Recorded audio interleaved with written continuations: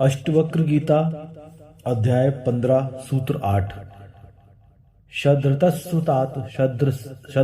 नात्र मोहं कुरुष्युभो ज्ञान स्वरूपो भगवानात्मा त्वं प्रकृतिः परः। अर्थात हे तात श्रद्धा कर, इसमें मोह मत कर। तू ज्ञान स्वरूप भगवान स्वरूप आत्मा है तथा प्रकृति से परे है। व्याख्या। अष्टवक्र जी इसी क्रम में कह रहे हैं कि तू इस प्रकार की आत्मस्थिति को उपलब्ध हो गया, अतः हे तात अब इसमें श्रद्धा कर।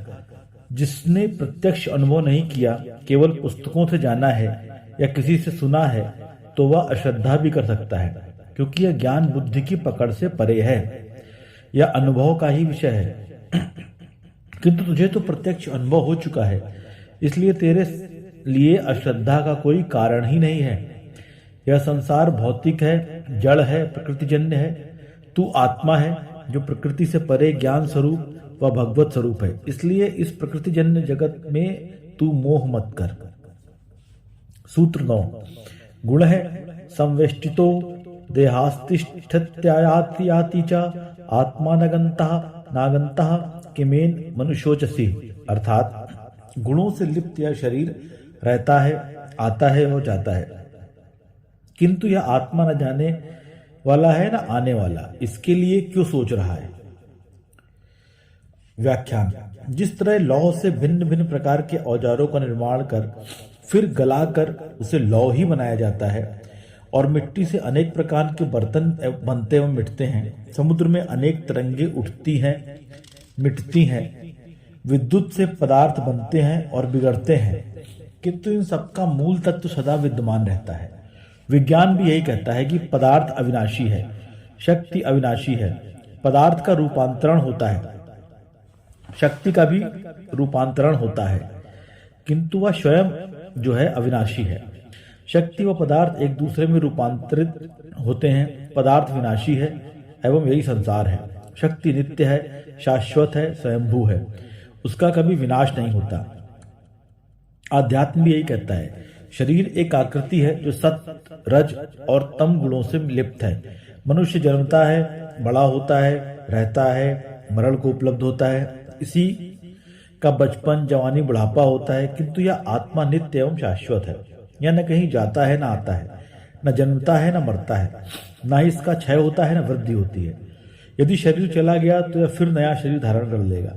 इसलिए अपने शरीर को न मानकर उस नित्य आत्मा में जानकर तू इस बनने और बिगड़ने वाले शरीर के लिए क्यों सोच करता है। अज्ञानी ही ऐसा सोच करते हैं, जो शरीर को ही सब कुछ समझते हैं। इसके जाने से सब कुछ नष्ट हो जाएगा, पीछे कुछ बचेगा ही नहीं, किंतु ज्ञानी इस क्षण भंगुर का कभी सोच ही नहीं करते। सूत्र 10। देहस्तिष्ठतु कल्पांतम गच्छत दैव वा पुनः क्व वृद्धि क्वच वा हानिस्तव चिन्मात्र रूपिणी। अर्थात देह चाहे कल्प के अंत तक रहे, चाहे वह अभी चली जाए, तुम चैतन्य रूप वालों की कहाँ वृद्धि है, कहाँ नाश है। व्याख्यान।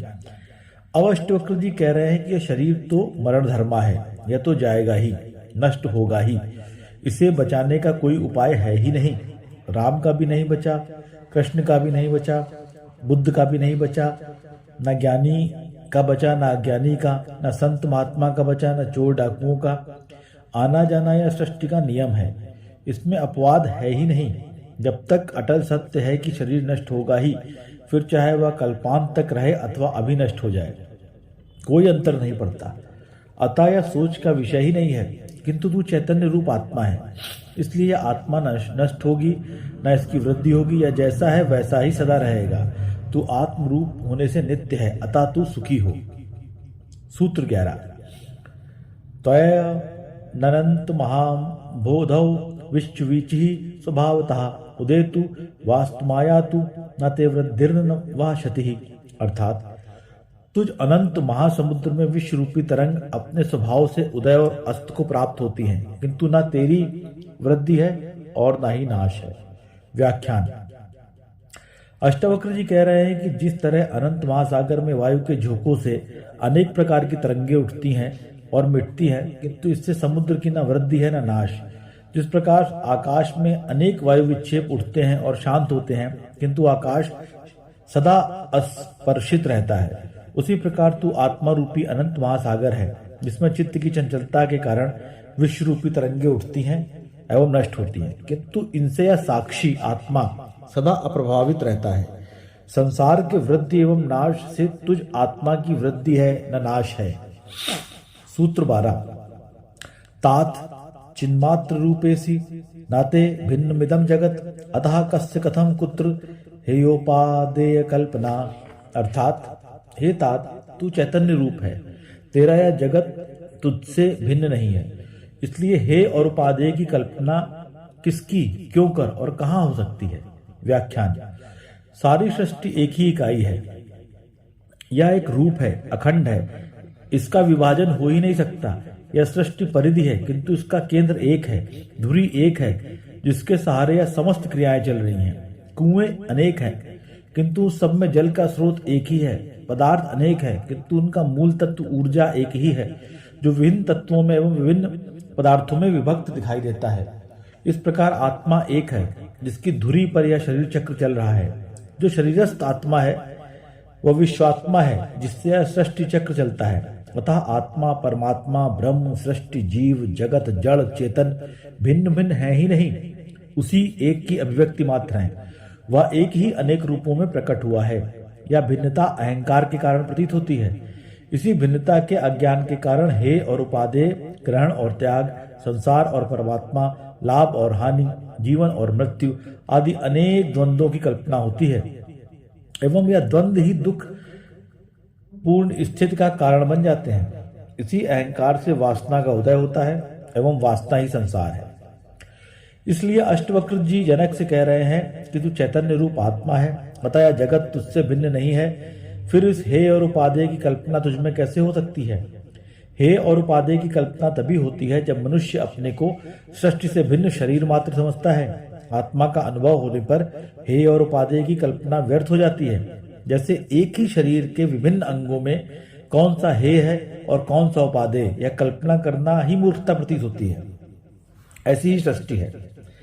इसके अंग विभिन्न होने से हे और उपादेय कहना उचित नहीं है। यह व्याख्या मन एवं अहंकार के कारण दी जाती है, जो अज्ञान के सिवाय और कुछ नहीं है। सूत्र 13। एकस्मिन् व्यये शांते चिदाकाशे मले विधवी कुतो जन्म कुतः कर्म कुतो अहंकार एवचा। अर्थात तुझ एक निर्मल, अविनाशी, शांत और चैतन्य रूप आकाश में कहाँ जन्म है, कहाँ कर्म है और कहाँ अहंकार है। अष्टावक्र जी कह रहे हैं कि आत्मा निर्मल है, अदोष है, यह शुद्ध है, अविनाशी है, शांत है, इसमें तरंगे उठती ही नहीं, तथा यह चैतन्य रूप आकाश की भांति सर्वत्र है, सदा विद्यमान है, इसका न जन्म है, न कर्म है, न अहंकार है। हे जनक, तू आत्मा है, इसलिए तब सभी गुण तेरे हैं।